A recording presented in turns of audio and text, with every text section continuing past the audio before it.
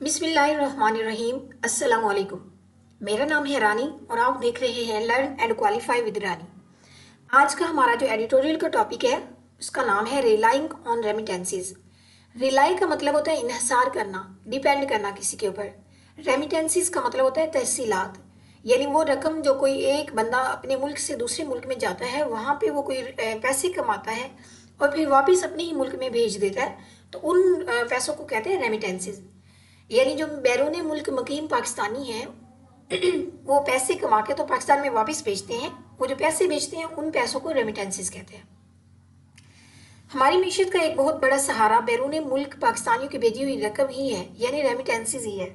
लेकिन क्या सिर्फ रेमिटेंसेस पर इंसार करना एक मुल्क की मीशत को मजबूत बनाता है या उसकी मीशत की कमज़ोरी की निशानी है? तो आज का एडिटोरियल का टॉपिक इसी बारे में है।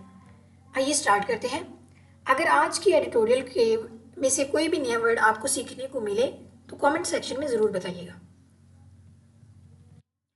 नो मैटर हाउ इम्पोर्टेंट, चाहे कितनी ही अहम क्यों ना हो, वर्कर्स रेमिटेंसेस, बैरून मुल्क काम करने वालों की तरसीलात, आर द रिकॉर्ड इनफ्लो, जो सबसे ज़्यादा अमाउंट रिकॉर्ड की गई है, ये जो सबसे ज़्यादा अब तक अमाउंट आई है of 41.6 billion in physical year 26, वो माली साल 2025-26 में 41 बिलियन डॉलर आई है।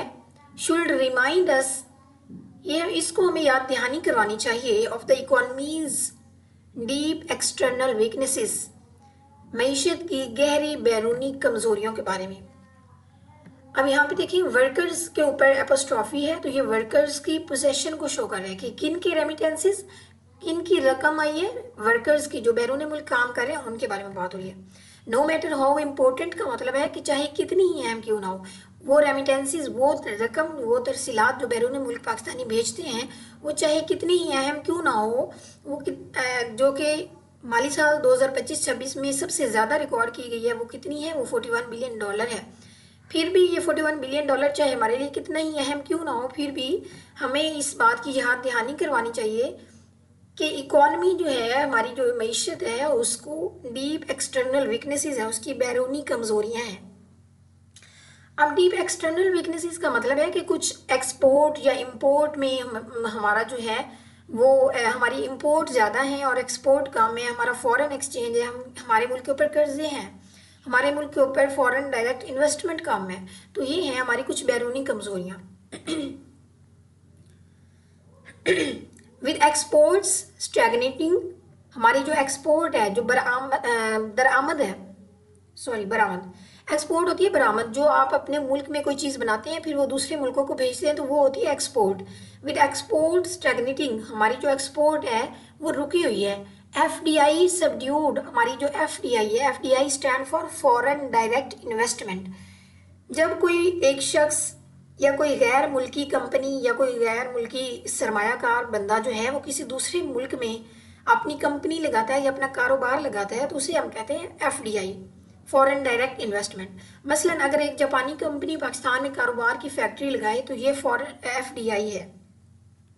तो हमारे मुल्क में FDI जो है वो सबड्यूड है, वो रुकी हुई है, कमज़ोर है। एंड ट्रेड डेफिशिएंट, और तिजारती खसारा भी है। ट्रेड डेफिशिएंट होता है कि जब आप एक्सपोर्ट कम कर रहे हो और इंपोर्ट ज़्यादा कर रहे हो, यानी इंपोर्ट होता है अपने मुल्क में चीज़ें मंगवाना बाहर से, तो आपकी इंपोर्ट ज़्यादा है, लग्जरी कार्स, लग्जरी आइटम्स आप ज़्यादा मंगवा रहे हैं, लेकिन आप एक्सपोर्ट कम कर रहे हैं, तो इसका मतलब है आपके यहाँ ट्रेड डेफिशिएंट है, तिजारती खसारा है। ये कितना हो गया है, वाइडनिंग बाय 22% टू 39.5 बिलियन, 22% से 39.5 बिलियन तक बढ़ गया है। दीज ट्रांसफर्स हैव बिकम, ये जो ट्रांसफ़र है, ये जो मुंतकिली है पैसों की, ये जो रेमिटेंसीज हैं, have become Pakistan single most important source, ये पाकिस्तान का वाहिद सबसे ज़्यादा अहम ज़रिया बन गए हैं। सोर्स का मतलब होता है ज़रिया, किस चीज़ का ज़रिया बने हैं ये, एक्सटर्नल स्टेबिलिटी का, बैरूनी इस्तेहकाम का। यानी जो फॉरेन डेब्ट है, बैरूनी कर्जे हैं हम अदा करते हैं, या हमारी इंपोर्ट एक्सपोर्ट में जो एक ट्रेड डेफिशिएंट है, तो उनको मुकम्मल करने के लिए या उन जो बैरून कर्जे हैं उनको अदा करने के लिए हमारा इन्हिसार किस चीज़ के ऊपर हो गया है, रेमिटेंसेस के ऊपर हो गया। तो राइटर ये कह रहा है कि हमारी जो एक्सपोर्ट है वो रुकी हुई है, हमारे यहाँ फॉरेन डायरेक्ट इन्वेस्टमेंट महदूद है, कमज़ोर है, बहुत कम है, ट्रेड डेफिशिएट बहुत ज़्यादा है, बरामद जो है वो ज़्यादा है और दरामद ज़्यादा है और बरामद कम है, यानी एक्सपोर्ट कम है और इम्पोर्ट ज़्यादा है। इसके बावजूद ये जो रेमिटेंसीज हैं ये इन सारी चीज़ों को कवर किए हुए हैं, यानी हमारी मीशत का इन्हिसार फिर भी रेमिटेंसीज के ऊपर है। जो हम बाहर से ज़्यादा चीज़ें मंगवा लेते हैं, अपने मुल्क में कम बनाते हैं, तो फिर एक ट्रेड डेफिशिएट जो बनता है, तो उस ट्रेड डेफिशिएट को ख़त्म करने के लिए वो जो एक्स्ट्रा पैसे होते हैं वो फिर हम रेमिटेंसीज से ही पूरे कर रहे होते हैं। जून इनफ्लोज ऑफ 3.48 बिलियन, जून के महीने में जो रकम आई है वो कितनी है, 3.48 बिलियन है, दो लोअर देन मईज ईद ड्राइवन सर्च। वो कहते हैं दो अगरचे वो कम है, किससे कम है, मईज ईद ड्राइवन सर्च, जो मई में आई थी जब ईद की वजह से एकदम से अचानक से ज़्यादा रकम आई थी। सर्च होता है अचानक से इजाफा होना किसी चीज़ में, तो मई के महीने में ईद थी तो इसलिए ईद की वजह से ज़्यादा रकम आई मुल्क के अंदर, और जून के महीने में जो आई वो 3.48 बिलियन थी, लेकिन जून से भी ज़्यादा मई में आई थी। रिमेंड कंफर्टेबली, वो कहता है ये remained comfortably above the 3 billion mark, वो फिर भी 3 बिलियन के जो तादाद है उससे ज़्यादा है, आराम से वो इससे ज़्यादा है, यानी जो जून में आई है रकम वो 3 बिलियन से ज़्यादा है, अगरचे मई में उससे भी ज़्यादा आई थी। दो यहाँ पे यूज़ हुआ है, तो दो जो है ये कंट्रास्ट को शो कर रहा है, अगर चाहे जून में इतनी थी लेकिन मई में इतनी थी, ठीक है, तो दो जो है ये कंपैरिजन करवा रहा है दोनों के दरमियान में। हिस्टोरिकली यहाँ पे, अब हिस्टोरिकली है तो इसका मतलब पास्ट की बात हो रही है।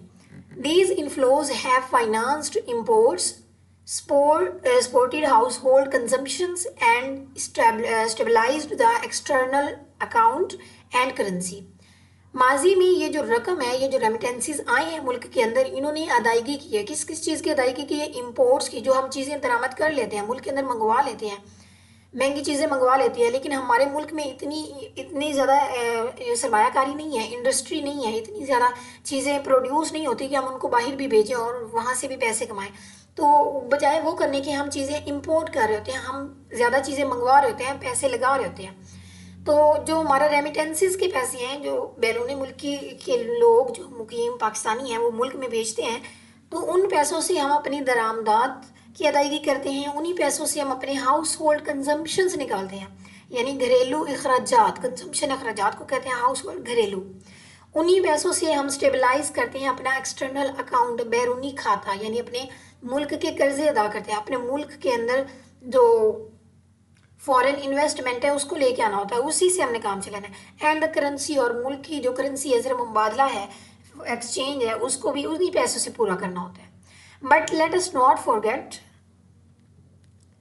बट आ गया तो ये भी कंट्रास्ट को शो कर रहा है, but let us not forget, लेकिन हमें ये भूलना नहीं चाहिए, लेट अस नॉट फॉरगेट जो है ये हमारे पास इम्पेरेटिव सेंटेंस है। इम्पेरेटिव सेंटेंस जो होते हैं वो सजेशन या एडवाइस को शो कर रहे होते हैं। इनका जो स्ट्रक्चर होता है वो ये होता है कि लेट, उसके बाद ऑब्जेक्ट लगता है, फिर बेस वर्ब लगती है, तो ये जो है ये इम्पेरेटिव स्ट्रक्चर होता है कि लेट, उसके बाद ऑब्जेक्ट और उसके बाद बेस वर्ब।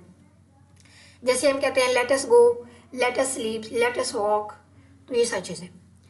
तो लेट अस नॉट फॉरगेट, हमें भूलना नहीं चाहिए, क्या नहीं भूलना चाहिए, दैट रेमिटेंसीज की जो रेमिटेंसीज हैं, जो बाहर से रकम आती है, हैव ओवरटेकन, वो आगे निकल गई है, exports as a share of GDP, export के मुकाबले में as a share of GDP for more than a decade. वो कहता है हमारी जो जीडीपी है, ग्रोस डोमेस्टिक प्रोडक्ट है, जीडीपी का कॉन्सेप्ट पहले समझ लें।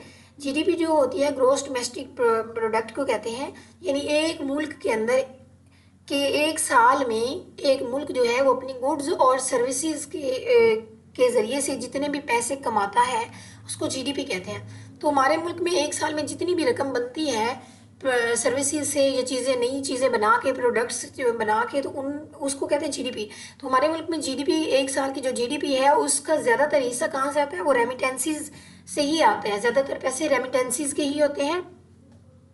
तो वो कहते हैं कि जितना हमारे शेयर है ना जीडीपी का, 10 साल से ज़्यादा का अर्सा हो गया, डेकेड का मतलब होता है 10 साल, for more than a decade, 10 साल से ज़्यादा का अरसा हो गया है। इसमें क्या हुआ है कि जीडीपी में जितना एक्सपोर्ट का शेयर है, जितना एक्सपोर्ट से हम कमा रहे होते हैं पैसे, हमारी जीडीपी में एक्सपोर्ट का एक शेयर है, यानी मुल्क के अंदर चीज़ें बना के उनको से बाहर के दूसरे ममालिक में सेल करते हैं, तो उसको कहते हैं एक्सपोर्ट्स। तो हमारा जितना शेयर एक्सपोर्ट से निकलता है उससे ज़्यादा तो हम रेमिटेंसीज से कमा लेते हैं, रेमिटेंसीज का हमारा शेयर आता है। तो ये कह रहा है कि 10 साल से ज़्यादा का अरसा हो गया है कि हमारे रेमिटेंसीज ज़्यादा हैं लेकिन हमारी एक्सपोर्ट का जो शेयर है वो कम है जीडीपी के अंदर। तो ये हाईलाइटिंग कर रहा है। हाईलाइटिंग का मतलब होता है वाजिया करना, नुमाया करना। हाईलाइटिंग, अब यहाँ पे हाईलाइटिंग जो आईएनजी वाली वर्ब आई है तो इसका मतलब ये पार्टिसिपल है, प्रेजेंट पार्टिसिपल।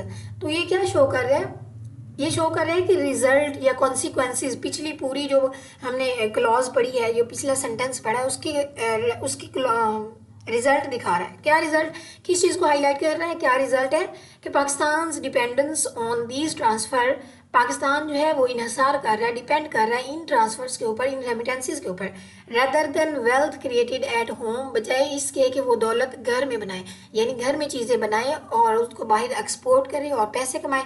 इसके बजाय पाकिस्तान की जो मीशत है वो किस पे डिपेंड कर रही है, रेमिटेंसीज के ऊपर डिपेंड कर रही है। Remittances have increasingly became the economy's shock absorber। Remittances जो हैं हैव इंक्रीजिंगली, इंक्रीजिंगली का मतलब होता है बतदरीज आगे बढ़ना, आहिस्ता आहिस्ता आगे बढ़ना। तो ये जो रेमिटेंसीज हैं ये इंक्रीज हो गए किस चीज़ में, become the economies shock absorber. Shock का मतलब होता है झटके और एब्जॉर्ब का मतलब होता है उनको जज्ब करना, झटकों को एब्जॉर्ब। जो मुल्क की मीशत को झटके लगते हैं तो उनको एब्जॉर्ब कौन करता है, रेमिटेंसीज कर रहा है। तो कहते हैं कि रेमिटेंसीज जो हैं यही हमारी शॉक एब्जॉर्बर बन गए हैं। Hiding weaknesses in exports, hiding weaknesses in export, ये हमारे छुपा रहे हैं हमारी कमज़ोरियों को एक्सपोर्ट्स के अंदर। इन्वेस्टमेंट, सरमायाकारी में हमारी जो कमज़ोरियाँ उसको छुपा रहे हैं। एंड इंडस्ट्रियल कम्पिटिटिवनेस, और सनती सतह के ऊपर जो मुकाबले की सलाहियत है उसमें हमारी कमज़ोरियों को छुपा रहे हैं ये हमारे remittances. They have allowed governments to put off, they have allowed verb की थर्ड फॉर्म, उसके बाद हैव हैज़ के साथ वर्ब की थर्ड फॉर्म आ जाए तो हमें पता है प्रेजेंट परफेक्ट का सेंटेंस स्ट्रक्चर है वो। दे हैव अलाउड गवर्नमेंट्स, उन्होंने अलाउ किया है गवर्नमेंट को, किन्होंने, यानी रेमिटेंसीज की बात हो रही है। किस चीज़ के लिए अलाउ किया है, टू पुट ऑफ, कि वो पुट ऑफ कर दें, पोस्टपोन करें, ताख़ीर करें, थोड़ी लेट कर दें। डिफ़िकल्ट प्रोडक्टिविटी रिफॉर्म्स के अंदर, मुश्किल पैदावारी इस्लाहात के अंदर, यानी गवर्नमेंट ने कुछ, अगर गवर्नमेंट को लगता है कि किसी कहीं पे इस्लाहात करके तो टैक्स वगैरह लगा के किसी तरह से पूरे करने हैं, मईशत को लेके चलना है, तो क्या करती है गवर्नमेंट, रिफॉर्म्स करती है, इस्लाहात करती है, चेंजेस करती है। लेकिन क्योंकि रेमिटेंसीज आ रहे हैं तो इसलिए गवर्नमेंट को उन्होंने अलाउ कर दिया कि वो जो उन्होंने इस्लाहात करनी है, रिफॉर्म्स करनी है प्रोडक्टिविटी के अंदर, तो उनको आराम से कर लें, इजी होकर कर लें, बाद में कर लें। By easing pressure on the balance of payment, अदायगियों के तवाज़ुन के ऊपर जो एक प्रेशर है उसको इजी कर दिया, उसको आसान कर दिया। यानी हमने बाहर के मालिक से जब चीज़ें इंपोर्ट कर ली होती हैं तो उनकी अदायगी भी तो करनी होती है, तो उनकी अदायगी करने के लिए जो पैसे होते हैं वो हम किसी मुल्क के पास नहीं होते, तो फिर वो रेमिटेंसेस के पैसों से वो जो मुल्क है वो कर्ज़ों की अदायगी कर रहा होता है, या वो फिर इंपोर्ट्स की हुई चीज़ों की अदायगी कर रहा होता है। तो उसको कहते हैं बैलेंस ऑफ पेमेंट, अदायगियों को तवाज़ुन बरकरार रखना।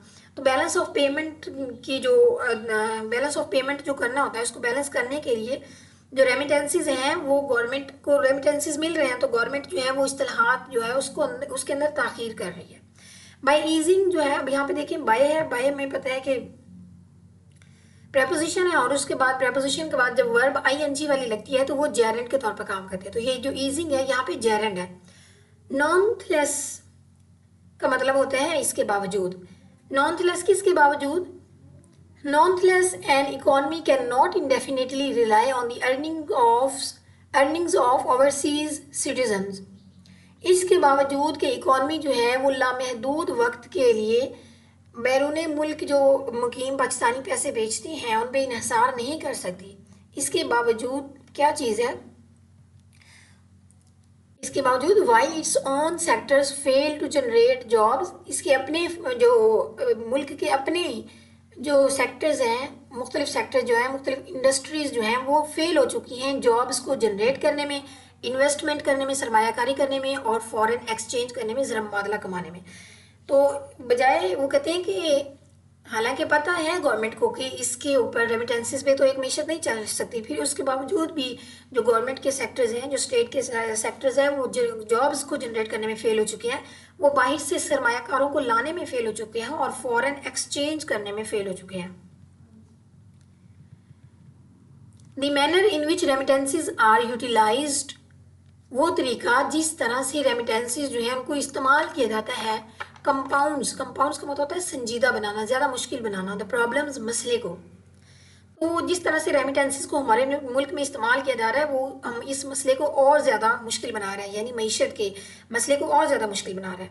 मोस्ट ऑफ दीज इनफ्लोज, ज़्यादातर ये जो रकूम आती हैं फाइनेंस, हाउस होल्ड कंजम्पशन, वो घरेलू अखराजात की अदायगियों में चली जाती हैं और and up in speculative real estate, और क्यास आराई पर मबनी सरमायाकारी में चली जाती हैं, रियल एस्टेट में चली जाती हैं, रेदर देन प्रोडक्टिव इन्वेस्टमेंट, बजाय इसके कि वो प्रोडक्टिव इन्वेस्टमेंट में जाए। यानी क्या होता है कि जो बाहर से मेरे रेमिटेंसेस आते हैं वो या तो हमारे घरों के अखराजात उससे पूरे होते हैं, या लोग क्या करते हैं कि रियल एस्टेट का बिजनेस कर लेते हैं, स्पेक्यूलेटिव रियल एस्टेट। ठीक है, स्पेक्यूलेटिव का मतलब है कि क्या सराय पर मबनी, यानी कि लोग ऐसा करते हैं कि ज़मीन खरीद के रख देते हैं कि आइंदा चंद सालों में इसकी जो है वैल्यू बढ़ जाएगी तो हमें ज़्यादा मुनाफा होगा उसके ऊपर। तो इस चीज़ को कहते हैं स्पेक्यूलेटिव रियल एस्टेट, इसको कहते हैं। दूसरी होती है प्रोडक्टिव रियल एस्टेट के, अगर आपके पास इन्वेस्टमेंट है तो आप क्या करते हैं, फैक्ट्री लगाते हैं और फैक्ट्री से लोगों को जॉब्स देते हैं, अपनी मुल्क की मईशत में बेहतरी का किरदार अदा करते हैं। तो बजाय प्रोडक्टिव रियल एस्टेट करने के लोग क्या करते हैं, स्पेक्यूलेटिव रियल एस्टेट कर लेते हैं, जिसका इतना ज़्यादा फ़ायदा नहीं होता। Consumption has remained close to 90% of GDP for several years, कई सालों तक। फॉर जो है ये ड्यूरेशन को शो करता है, वक्त के, टाइम के ड्यूरेशन को। तो कहता है ये जो अखराजात हैं, has remained close to 90% of GDP, जितनी हमारी मुल्क की GDP है ना, उसका 90% अगर हम कंसीडर करें तो उसका 90% के हिसाब से, यानी उसका जितना 90% बनता है GDP का, उतना ही हमारा अखराजात पे खर्च होता है। उतने पैसे जो हमें रेमिटेंसेस से आते हैं, 90% हमारी GDP के बराबर के वो पैसे होते हैं जो हमारे अखराजात पे खर्च होते हैं, और ये कई सालों तक ऐसा होता रहा है।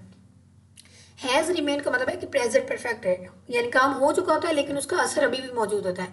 वाइल इन्वेस्टमेंट लैंग्विशेज एट अराउंड 13%, जबकि इस इन्वेस्टमेंट जो है, सरमायाकारी जो है, इन्वेस्ट करना, पैसे कहीं पे लगाना और वहाँ से मुनाफा करना, ये लैंग्वेजेस है, कमज़ोर है। कहाँ तक वो है, वो 13% तक है, यानी 13%। इन्वेस्टमेंट करना 13% है और कंजम्पशन करना 90% है। The ratio must rise to at least 25 to 30%। वो कहता है ये इन्वेस्टमेंट की जो रेशियो है कम अज़ कम 25 से 30% बढ़नी चाहिए, and remain there in order, और ये बरकरार रहनी चाहिए, in order to build the productive capacity, और एक पैदावारी सलाहियत को बिल्ड करने के लिए इसको बरकरार भी रहना चाहिए। Needed for sustain export growth, और ये ज़रूरत है, किस चीज़ की ज़रूरत है, एक पायदार एक्सपोर्ट की तरक्की के लिए। एक्सपोर्ट यानी बाहर के मुल्क में अपनी चीज़ों को बेचना, बरामद करना, बरामदात की तरक्की के लिए, एक पायदार तरक्की के लिए ज़रूरी है कि 20 से 25% इन्वेस्टमेंट की जाए। देर इज़ एन इनएविटेबल, ये भी नागज़ीर है। नागज़ीर का मतलब होता है जो जिसको भुलाना मुश्किल हो, या जिसको छोड़ना मुकम्मल तौर पर नामुमकिन हो। तो कहते हैं ये नागज़ीर है, लैग जो वक्फा है बिटवीन राइजिंग इम्पोर्ट्स के राइज होने और एक्सपोर्ट के एक्सपैंड होने, यानी इम्पोर्ट भी बढ़े और एक्सपोर्ट भी बढ़े, दोनों के दरमियान का जो ये जो वक्फा है वो नागज़ीर है, यानी वो होना ही होना है। ये जो अच्छा आगे पढ़ लें पहले। बिकॉज ऑफ फैक्ट्रीज, क्योंकि factories technology and skilled labour can not be created, वो क्रिएट नहीं की जा सकती ओवरनाइट, रातों रात। ओवरनाइट का मतलब होता है एक रात में या रातों रात, बहुत जल्द। तो क्योंकि हमने अगर अपने मुल्क की तरक्की को बढ़ाना है, मीशत को बढ़ाना है, तो क्या करना पड़ेगा, हमें बाहर से पहले चीज़ें इंपोर्ट करनी पड़ेंगी, बाहर से मशीनरी लानी पड़ेगी, हमें स्किल्स डेवलप करनी पड़ेंगी अपने लोगों के अंदर, और हमें जो है टूल्स वगैरह ख़रीदने पड़ेंगे। तो इसके लिए हमें इंपोर्ट्स तो लेनी पड़ेंगी। तभी जाके हमारी एक्सपोर्ट ज़्यादा होंगी। हमने अपनी एक्सपोर्ट को एक्सपेंड करना है, बढ़ाना है, तो उसके लिए कुछ हमें इंपोर्ट्स भी बढ़ानी पड़ेंगी, कुछ चीज़ें लेके आनी पड़ेंगी मुल्क के अंदर, ताकि हम फैक्ट्रियाँ लगाएं, टेक्नोलॉजी में तरक्की करें और स्किल्ड लेबर को प्रोड्यूस करें, क्रिएट करें। और वो कहते हैं कि ये एक ही रात में, ये रातों रात में, ये चंद दिन के अंदर ये नहीं हो सकता।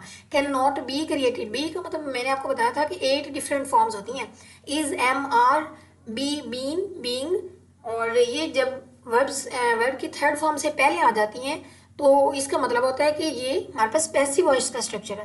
तो can not be created overnight, ये रातों रात नहीं किया जा सकता, ये पैसिव वॉइस स्ट्रक्चर है। पैसिव वॉइस में हमें पता होता है कि काम करने वाला यानी जो सब्जेक्ट होता है वो हमें उसके बारे में नहीं पता होता, हम जनरल बात कर रहे होते हैं। Until investment in export oriented industries accelerated, जब तक इन्वेस्टमेंट बढ़ाई नहीं जाएगी ऐसी इंडस्ट्रीज़ के अंदर जो एक्सपोर्ट में ज़्यादा काम कर रही हो, एक्सपोर्ट के रिलेटेड ज़्यादा चीज़ें प्रोड्यूस कर रही हो, जब तक उसकी इन्वेस्टमेंट हम बढ़ाएंगे नहीं, any liberalisation that boost domestic demand, कोई भी लिबरलाइजेशन, कोई भी माशी आज़ादी या जो पाबंदियों में जो थोड़ी नरमी होती है, यानी कि जो रिस्ट्रिक्शंस लगी होती हैं कि आप बाहर से ये चीज़ नहीं खरीद सकते या आप ये चीज़ इंपोर्ट नहीं कर सकते, वो उनमें थोड़ी सी जो नरमी आ जाती है, दैट बूस्ट डोमेस्टिक डिमांड, तो वो मुल्क के अंदर तलब को, मांग को बढ़ा देती है। यानी अगर आप पाबंदी नहीं लगाएंगे अपने मुल्क में कि आप इतनी ज़्यादा लग्जरी चीज़ें नहीं आप बाय कर सकते, अगर आप ऐसा नहीं करेंगे तो फिर लोग ज़्यादा खरीदेंगे, उनकी डिमांड जो है, उनकी मांग जो है वो बढ़ जाएगी। डोमेस्टिक होता है घरेलू, यानी अपने मुल्क की, डिमांड होता है तलब करना।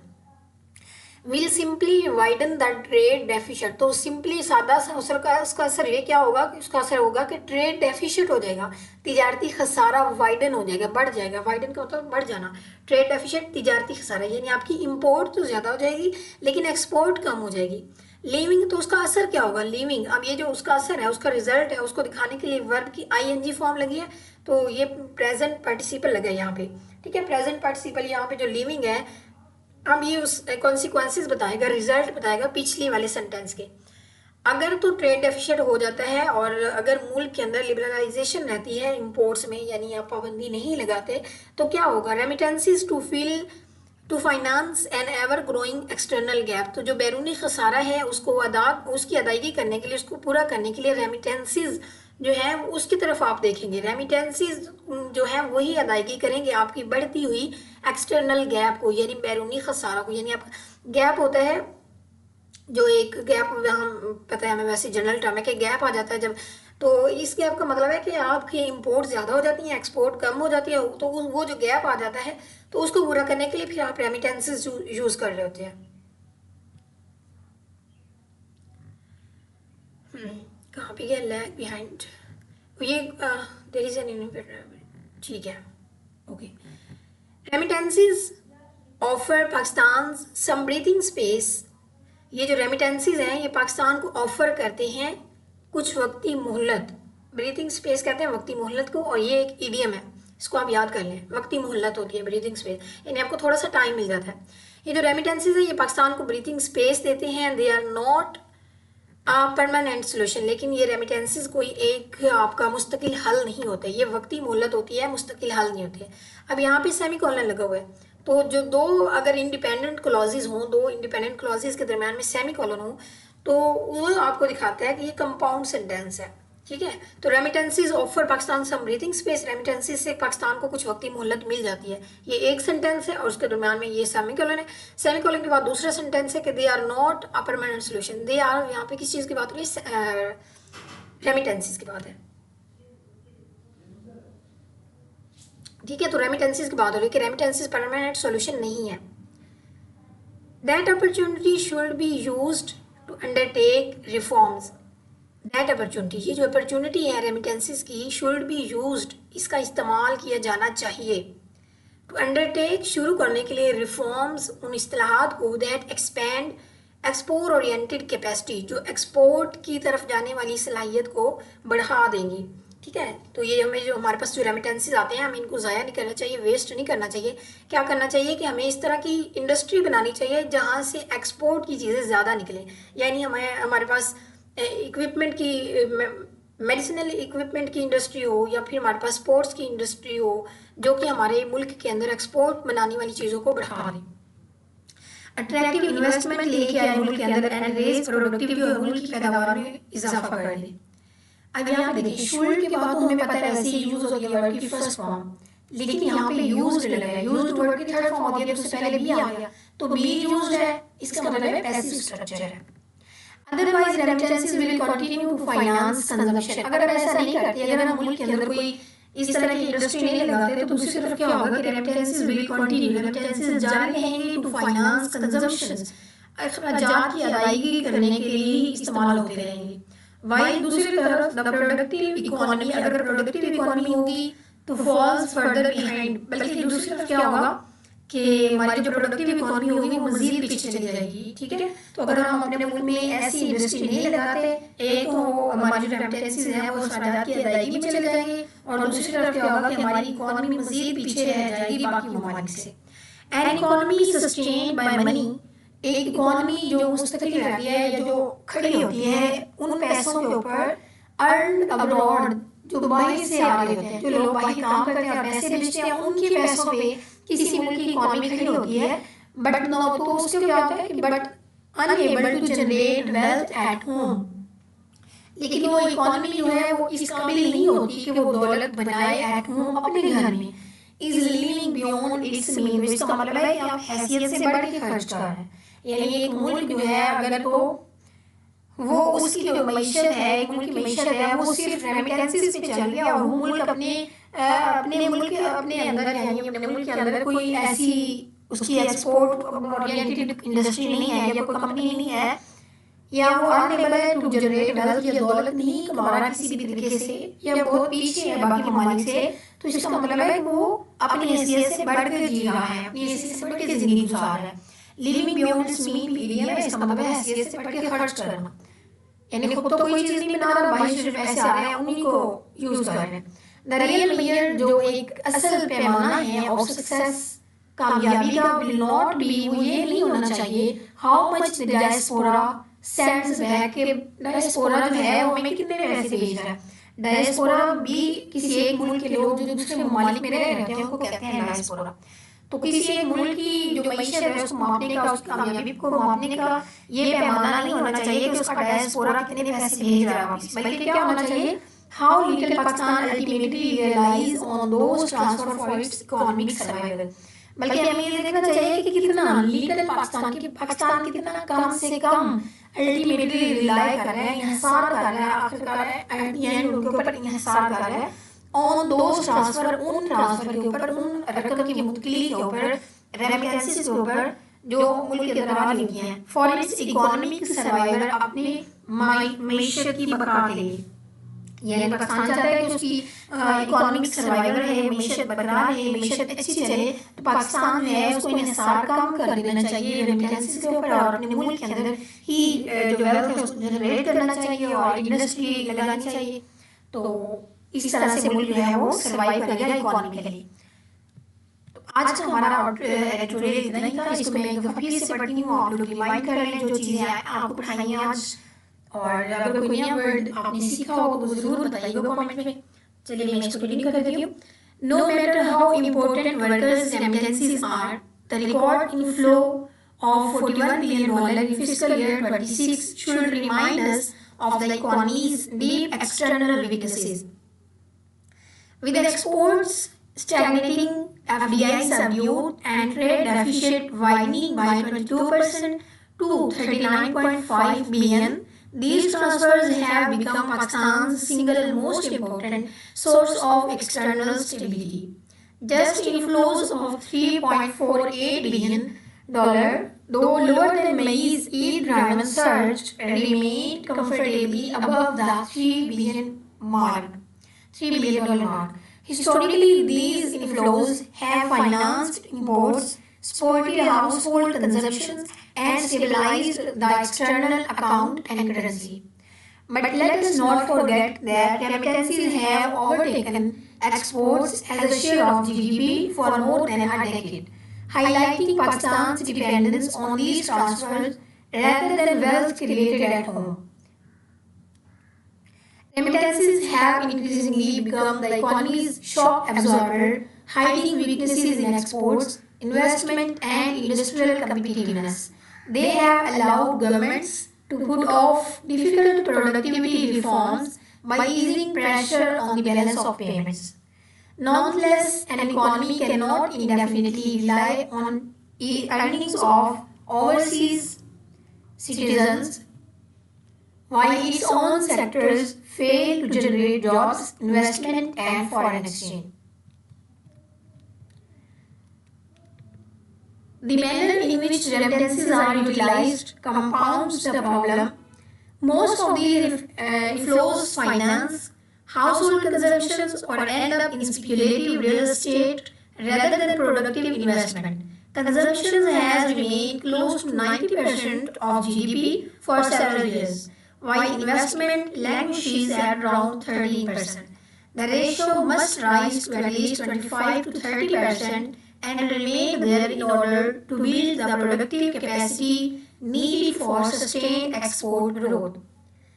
There is an inevitable lag between rising imports and expanding exports because factories, technology, and skilled labor cannot be created overnight. Until investment in export-oriented industries accelerates, any liberalization that boosts domestic demand will simply widen the trade deficit, leaving remittances to finance an ever-growing external gap. Remittances offer Pakistan some breathing space. They are not a permanent solution. That opportunity should be used to undertake reforms that extend export-oriented capacity, attract investment and raise productivity. Otherwise, remittances will continue to finance consumption while the productive economy falls further behind. An economy sustained by money earned abroad but unable to generate wealth at home is living beyond its mean. The real measure of success will not be how much the diaspora sent back, but how little Pakistan